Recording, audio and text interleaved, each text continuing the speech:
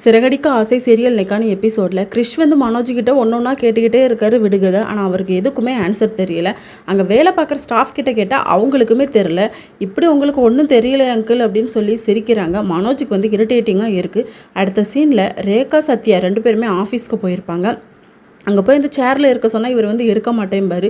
Rekha compel பண்ணி தான் இருக்க வைப்பாங்க. உங்கள் அப்பா ஊர்லேருந்து வந்ததுக்கப்புறமா நான் கிளம்பிடுவேன் அப்படின்னு சொல்லும்போது எங்கள் அப்பாவோட ஆசை வந்து நீ எப்போவுமே இங்கே இருக்கணும்னு சொல்லி தான், அவருக்கும் வயசாகிட்டு போதில்லை அப்படின்னு சொல்லுவாங்க.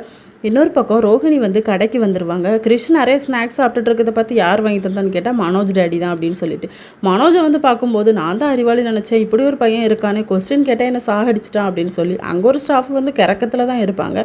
இதை பார்த்துட்டு நம்ம ரோஹிணிக்கு வந்து செம ஹாப்பியாக இருக்கும். அப்பா கூட ஹாப்பியாக தானே இருந்து அப்படின்னு சொல்லி கிறிஷ் கிட்டே கூட கேட்பாங்க.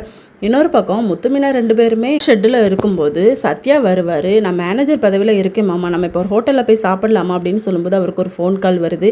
இன்றைக்கி வேறு இடத்துல சொல்லிட்டேன் மாமா, நான் வேணால் கேன்சல் பண்ணிக்கிட்டோமா அப்படின்னு சொல்லி கேட்டால், நம்ம இன்னொரு நாள் போய்க்கலாம்டா, இன்றைக்கி நீ அவங்க கூட போ அப்படின்னு சொல்லி அமுச்சு விடுறாங்க. அடுத்த சீனில் முத்துமீனா 2 பேரும் மொட்டை மாடியில் நின்று க்ளோஸாக பேசிக்கிட்டு இருக்காங்க, ஹக் பண்ணிவிட்டு.